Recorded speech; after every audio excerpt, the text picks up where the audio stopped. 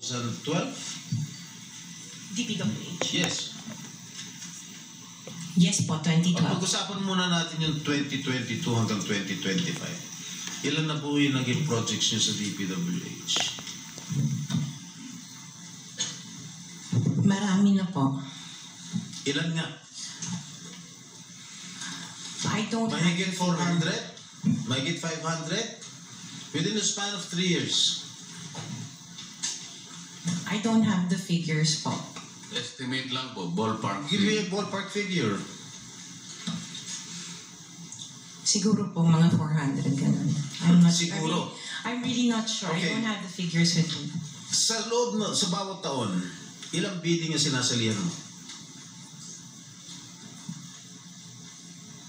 Marami po kaming sinasalihan na bidding. All flood control projects? No po. Ano pa yung mga projects? Buildings, kalsada, Nationwide or only in Metro Manila? nationwide po. Nationwide. Alright. Pero yung bulk ng mga projects na award sa ng DPWH, mostly sa Metro Manila. Am I correct? Hindi po, sa probinsya po. Sa iba-ibang lugar. No, the bulk of your contracts. Here in Metro Manila? No po, outside Metro Manila. ang marami. Where outside? Where outside of Metro Manila? We have in Romblon, Cebu, Bohol, Bacolod, Zamboanga. Hindi naman po kami namimili ng lugar. Migos Project? Wala po. Sigurado ka? Opo, Sigurado definitely. ka dahil pag meron kami ma-discover na Migos Project, pakukulong kita rito. Minimum totoo. Wala po talaga. Meron ka mga pictures na lahat ng mga proyekto ginawa mo? Yes po, meron po kami. Lahat ng mga 400 projects, meron kang litrato? Yes po. O i-submit mo rito sa committee. Okay po.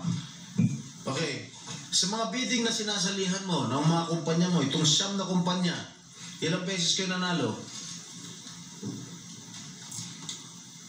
At ilang beses, kung natatalo rin kayo sa Actually, bidding, I ilang don't beses have the natatalo? actual figures, pero sa panalunan, very minimal lang po talaga, mga 2%. Pero ang dami namin projects po na sinasalihan na bidding. So, sa loob ng isang taon, pag nagbibidding isang kumpanya mo, halimbawa itong yung Alpha Phi Omega, ilang beses kayo nagbid sa isang taon at ilang beses kayo nanalo?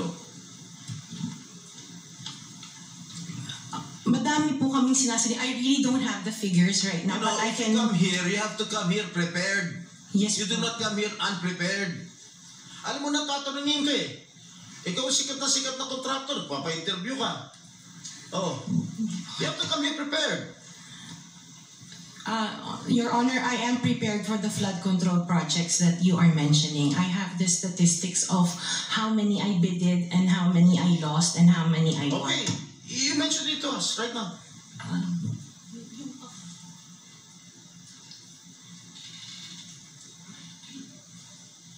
You are asking her to relate the 400. No, Parang mahirap naman yan. hindi.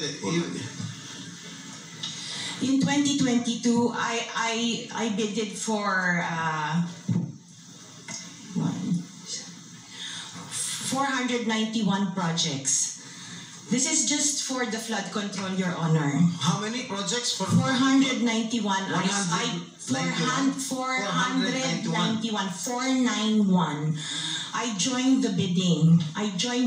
Po. Oh. This is in 2022. I only got 71 projects from the 491 na sinalinan ko po. 71 only. How many companies?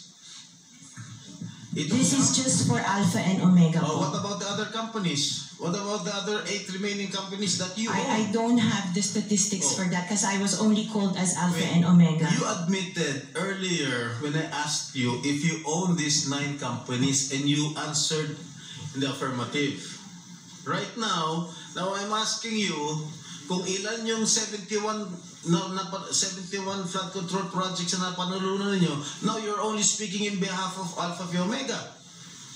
Eh kanina sinabi mo, ikaw may-ari na Siyam. Why can't you answer in behalf of the 8 remaining companies. Kasi po, yun lang yung na-prepare po namin for today's hearing. What about the representative of the other construction companies? Itong si Remando. How many? You're representing St. Timothy. Good morning po, Mr. Chairman. For St. Timothy Construction po, we have 145 projects. Flood control projects. Yes, Mr. Chair. Since 2022. Up to the present, as we speak, 122. 145. Excuse me? 145, Mr. Ang na-award sa inyo, 145 flood control projects. Napanalunan nyo yan. Yes, Mr. Chair.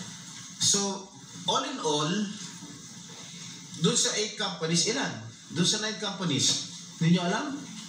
Out of the 400, maybe, who can answer my question from the DPWH? Maybe they have the records there. Mr. Chair, with the indulgence for of the the SP record. Pro Tem, Yeah. Yes, Senator Risa. kaugnay nung pagtatanong ni SP Pro Tem sa ngayon, gusto kong makapag-flash ng screenshot po nung siyam na calling cards, nung siyam na kumpanyang iyon.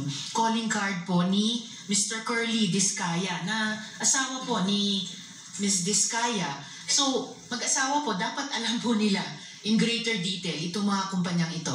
Ito po, Mr. Chair, SP Pro Tem. Siyam na calling cards ng siyam na kumpanya, lahat sa pangalan ni Pacifico o Curly Discaya. So dapat po mas alam po both ni Ms. Sara Discaya at Ms. Roma Discaya ni Mando ang mga detalye na tinatanong ni SP Pro Tem. Salamat.